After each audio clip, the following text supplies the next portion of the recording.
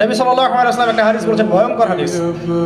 কিয়ামতের মাঠে এই যে একটা অবস্থা বললাম, সবাই নবীদের দ্বারস্থ হবে, ঠিক এরকমই আদম আলাইহিস সালামকে আল্লাহ পাক ডাকবেন, ডেকে বলবেন তোমার সন্তানদের মধ্য থেকে জাহান্নামীদেরকে আলাদা করে দাও। আদম আলাইহিস সালাম বলবেন যে ইয়া আল্লাহ, কতজনকে আলাদা করে দিব? আল্লাহ পাক বলবেন প্রত্যেক হাজারে 999 জনকে জাহান্নামের জন্য আলাদা করো। চিন্তা করতে পারলেন? প্রত্যেক হাজারে 999 জনকে জাহান্নামের জন্য আলাদা করা হবে। হাদিসটা শোনার সাথে সাথেই সাহাবায়ে কেরাম রাদিয়াল্লাহু আনহু চোখ দিয়ে পানি ঝরঝর করে পড়তো। তখন নবী সাল্লাল্লাহু আলাইহি ওয়াসাল্লাম তাদেরকে বললেন যে তোমরা দুশ্চিন্তাগ্রস্ত হও না, কারণ জান্নাতে যারা যাবে তাদের মধ্যে আমার উম্মতের সংখ্যাই বেশি হবে। তবে সেই কাজ তো কিছু করতে হবে নাকি?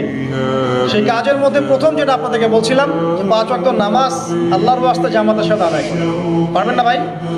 আল্লাহ পাক তৌফিক দান করুন। যত পাপী হয়ে যাক আবার উঠে দাঁড়ান। রাত্রে পর্ন দেখেছেন, তওবা করেন, উঠে দাঁড়ান। আপনার গার্লফ্রেন্ডের সাথে জেনা করেছেন, তওবা করে ফিরে আসেন। মাদক সেবন করেছেন, ইনস্ট্যান্ট তওবা করে ফিরে আসেন। কারো ক্ষতি করেছেন, তওবা করে ফিরে আসেন। মানে আপনি নামাজটা ছাড়েন না। মানুষ আল্লাহর পথে চলতে গেলে সবসময় একই গতিতে চলতে পারে না। আল ঈমান ইয়াজিদু ফিত তাআ ওয়া ইয়ানকুসু ফিল মাসিয়া। বলা হয় ঈমান হচ্ছে আনুগত্য বৃদ্ধি পায় আর আল্লাহর অবাধ্যতায় কমে যায়। আল্লাহর পথে চলতে গেলে হোঁচট খায় মানুষ। অনেক সময় দেখা যায় যে খুব ভালো আমল করছি, মনে হচ্ছে আমি খুব ভালো লেভেলে আছি, ঠিক ওই সময় দেখবেন একটা ভুল হয়ে গেছে। এটা হয় না? তাসলিম করে না মাঝে মাঝে? ওই সময় আবার উঠে দাঁড়াবেন, আবার তওবা করে ফিরে আসেন, ওযু করে ফিরে আসেন, আবার জায়নামাজে মুসল্লায় দাঁড়ান, সালাত পড়েন। সালাত ছাড়েন না ইনশাআল্লাহ। নবী সাল্লাল্লাহু আলাইহি ওয়াসাল্লাম একটা হাদিস বলেছেন, ভয়ঙ্কর হাদিস। কিয়ামতের মাঠে এই যে একটা অবস্থা বললাম, সবাই নবীদের দ্বারস্থ হবে, ঠিক এরকমই আদম আলাইহিস সালামকে আল্লাহ পাক ডাকবেন, ডেকে বলবেন তোমার সন্তানদের মধ্য থেকে জাহান্নামীদেরকে আলাদা করে দাও। আদম আলাইহিস সালাম বলবেন যে ইয়া আল্লাহ, কতজনকে আলাদা করে দিব? আল্লাহ পাক বলবেন প্রত্যেক হাজারে 999 জনকে জাহান্নামের জন্য আলাদা করো।